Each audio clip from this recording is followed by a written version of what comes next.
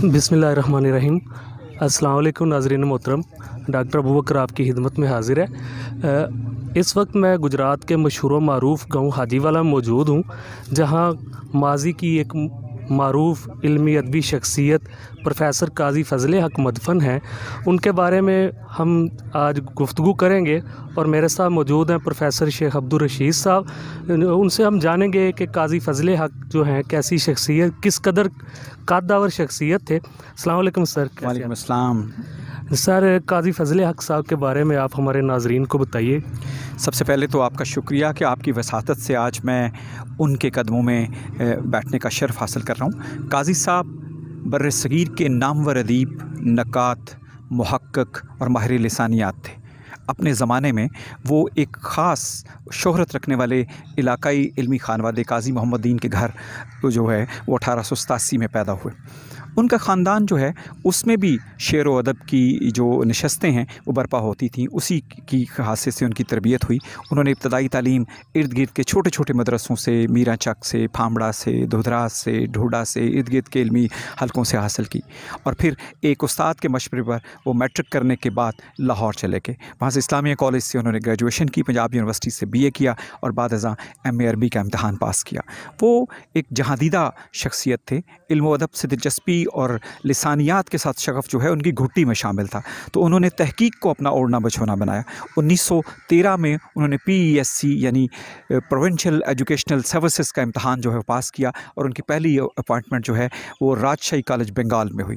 लेकिन वहाँ जाने से पहले ही उन्हें एक अहम मौका जो है वो गवर्नमेंट कॉलेज लाहौर में मिल गया। गवर्नमेंट कॉलेज लाहौर में उस वक्त तक फ़ारसी के मुस्तकिल लेक्चरर की जो तैनाती है वो नहीं होती थी। तो पहली दफ़ा 1914 में एक मुस्तकिल लेक्चरर की तैनाती जो है वो काज़ी फ़ज़ल हक साहब की फ़ारसी के उस्ताद के तौर पे हुई। वो फ़ारसी, अरबी, पंजाबी और मुख्तलिफ़ ज़बानों पर अबूर रखने वाले शख्स थे। वो एक ख़ास मरात याफ्ता उस्तादों में शामिल हुए अपने नाम और काम की वजह से कि उनकी शोहरत ऐसी थी। और जो ग्रेड और जो तनख्वाह काज़ी साहब को गवर्नमेंट कॉलेज लाहौर में मिलता रहा वो उनकी वफ़ात के बाद उन्हीं के साथ ख़त्म हुआ, चूँकि किसी और उस्ताद को वो ग्रेड और वो तनख्वाह जो है वो गवर्नमेंट कॉलेज बाद में नहीं दे सका। तो काज़ी साहब की लिसानियात का शोहरा जो है वो ये था कि वो न सिर्फ गवर्नमेंट कॉलेज लाहौर बल्कि पंजाब यूनिवर्सिटी के फ़ेलो भी थे लिंग्विस्टिक्स में, लिसानियात में। और इसके साथ साथ वो मैसूर, इलाहाबाद, दिल्ली, अलीगढ़ मुख्तलिफ़ जो यूनिवर्सिटियाँ हैं उनके साथ भी मुस्तकिल और आर्जी बुनियादों पर तालीम व तदरीस के साथ वाबस्ता रहे। 1912 में उन्हें बीकानेर जाने का भी मौका मिला, क्योंकि महाराजा की जो वसीयत थी उस वक्त वो एक ऐसी पुरानी फ़ारसी में थी जो बहुत सारे उस वक्त के इर्द गिर्द के इलाकाई जो दानश्वर हैं वो उसे नहीं पढ़ सके। तो काज़ी साहब को ख़ास तौर पे यहाँ से वहाँ बुलवाया गया। काज़ी साहब ने वो वसीयत पढ़ के दी उन्हें और उसके मानी उन्हें बताए। तो उसकी बुनियाद पर महाराजा बीकानेर की सल्तनत के जो मसाइल हैं वो हल हुए। तो महाराजा ने उन्हें बहुत से इनाम व इकराम से भी नवाजा।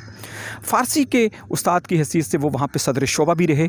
अरबी और पंजाबी उनका ख़ास शगफ़ था, लेकिन फ़ारसी के साथ साथ उन्होंने अपनी ज़िंदगी में जो कमाल किया वो तहकीक के मैदान में तो किया ही। उन्होंने सोशल वर्क और जो हमनसाबी सरगर्मियाँ हैं गवर्नमेंट कॉलेज लाहौर की उनमें भी बहुत अहम किरदार अदा किया।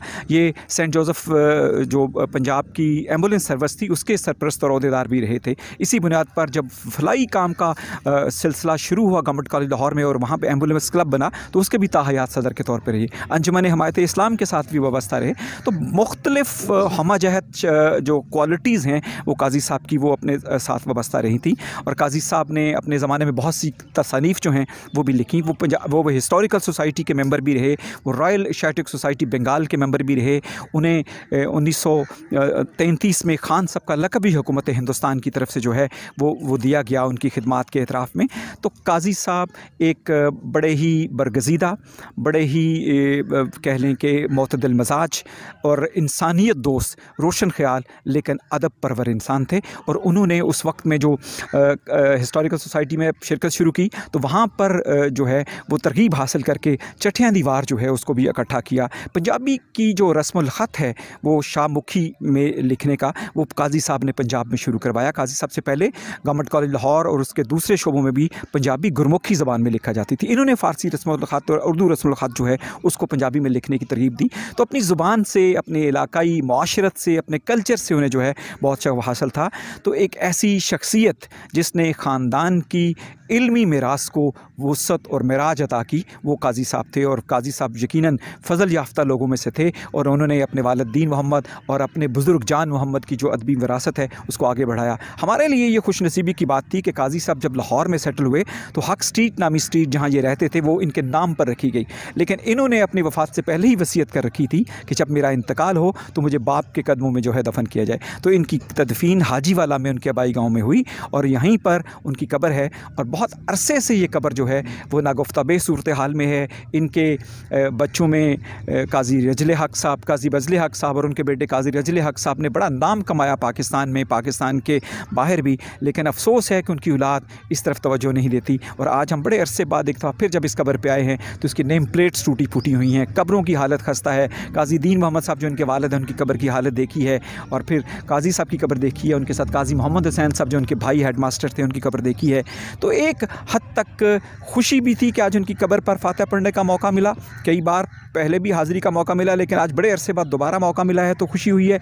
लेकिन अफसोस भी हुआ कि जब औलाद अपने ऐसे आला नसब, आला इल्मद परवर ख़ानदान की सरपरस्ती नहीं करती, उनकी देखभाल नहीं करती, तो कब्रें खस्ता हाल होकर उन्हें पुकारती हैं। मैं आपके इस प्रोग्राम की वसातत से काजी साहब की औलाद से, हाजीवाला की सियासी, समाजी और बरगज़ीदा शख्सियात से अपील करूँगा कि वो काजी साहब की इस कब्र की तरफ ध्यान दें। काजी साहब हाजीवाला का नहीं, इस इलाके का नहीं, पंजाब का नहीं, पाकिस्तान का नहीं, बर्र सगीर का बड़ा नाम है। इन्हें लंदन एशियाटिक सोसाइटी की तरफ से भी मेंबरशिप मिली हुई थी, बंगाल की रॉयल एशियाटिक सोसाइटी के भी मेंबर थे। तो उस वक़्त तो इनकी शोहरत का डंका हर तरफ बजता था।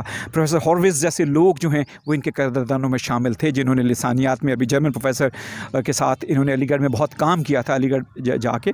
तो ऐसे लोगों की कदर होनी चाहिए और ऐसे लोगों की कब्र पर हमें आते रहते रहना चाहिए, अपने बच्चों को लाना चाहिए कि एक छोटी सी उम्र में, 52 साल की उम्र में 1939 में काजी साहब जो है 30 जुलाई को वफ़ात पाते हैं, फिर यहाँ दफन होते हैं। तो काजी साहब के साथ तल्लक, जुड़त गुजरात के अदब परवरों को करनी चाहिए, गुजरात के अदब दोस्तों को करना चाहिए। मैं ज़िली हुकूमत से भी गुजारिश करूँगा, डिप्टी कमिश्नर इल्म दोस्त शख्स हैं डॉक्टर खुर्रम साहब, उनसे भी गुजारिश करूँगा कि वो काजी साहब के नाम पर कम से कम एक सेमिनार तो ज़रूर कम से कम गुजरात की सतह पे करवाएँ। यूनिवर्सिटी ऑफ गुजरात पे के जो अरबाब इख्तियार हैं उनसे मुल्तमिस हूँ कि ऐसी बड़ी माहिर लिसानियात शख्सियत जो है वो हमारे दरमियान लेटी हुई है, उसके नाम पर कम से कम एक ब्लॉक तो जो है उसका नाम काजी फजल हक साहब के नाम पर होना चाहिए। गुजरात यूनिवर्सिटी का ना रख सके गुजरात यूनिवर्सिटी तो मेरे मादरी इल्मी ज़मींदार कॉलेज के किसी ब्लॉक का नाम इनके नाम पर रख दिया जाए, क्योंकि गुजरात की किसी न किसी जगह को इनके नाम से मनून कीजिए। काजी साहब की एक बहुत खूबसूरत खूबी ये थी, ये टेनिस के बहुत अच्छे खिलाड़ी थे और टेनिस की बड़ी सरपरस्ती किया करते थे। मैं हाजीवाला और गिरदनवा के लोगों से कहूँगा कि यहाँ बच्चों की सेहतमंद एक्टिविटी के लिए टेनिस क्लब बनाना चाहिए और काजी साहब के नाम से उसे मानून कर देना चाहिए। बहुत सारे काम काजी साहब ने किए। यहाँ की एम्बुलेंस सर्विस जो है वो इनके नाम पे शुरू की जा सकती है। तो चौधरी मोहम्मद अली गुज्जर जो हैं, चौधरी सफ्तर साहब की जो औलाद है, चौधरी ज़फ़र साहब की जो औलाद है, मैं समझता हूँ हाजीवाला के तमाम सियासी लोगों से अपील है, इल्मी अदबी लोगों से अपील है कि काजी साहब के नाम पर, उनके नाम के अहया के लिए यहाँ पर कोई ऐसी तहरीक ज़रूर देनी चाहिए, इदारा बनना चाहिए, साल भर बैठक होना चाहिए। कोई शख्स भी ना करे तो डॉक्टर अबू बकर फ़ारूकी से दरख्वास्त है क्या ये मिल के हम सालाना इनके नाम पर एक महफ़िल तो ज़रूर किए और इस साल 30 जुलाई को पहली दफ़ा इनके नाम का सेमिनार मैं और आप मिल के करने की कोशिश करेंगे। जी, बहुत शुक्रिया शेख अब्दुल रशीद साहब। नाज़रीन मोहतरम, हमारा इधर आने का मकसद यही था कि इस इलाके के लोगों को बताना मकसद था कि यहाँ एक बड़े सगीर के लेवल की एक शख्सियत दफन है और जिनकी कब्र की हालत देखकर इंतहाई दुख हुआ है। तो शेख साहब ने बड़ी अच्छी बातें की हैं और उन्होंने बड़ी इल्तमास की है तमाम साहिब सरवत लोगों से। तो इस हवाले से हम सबको अपनी अपनी ज़िम्मेदारी पूरी करनी चाहिए। बहुत शुक्रिया। इंशाल्लाह हम एक नए प्रोग्राम के साथ फिर हाज़िर होंगे।